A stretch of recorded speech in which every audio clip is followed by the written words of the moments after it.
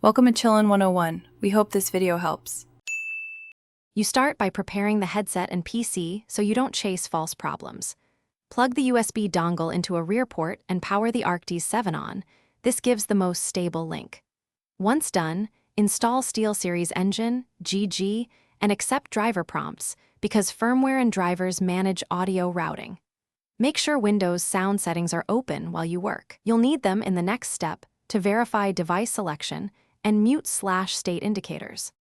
You now force the system to use the Arctis 7 and eliminate conflicts. Go to Sound Settings and set the Arctis 7, USB or wireless, as both default playback and default communication device. This ensures apps route audio to it. Next, open Device Manager to update or uninstall/reinstall the USB audio and headset entries to clear corrupt drivers.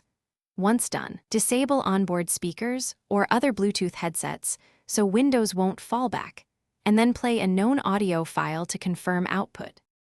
You finish by ensuring firmware, profiles, and hardware are healthy.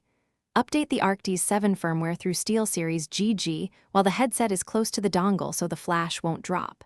If update fails, perform the hardware reset procedure described by holding power with the volume buttons to clear internal state. This often restores audio. Finally, try the headset on a second device to isolate a PC vs headset issue.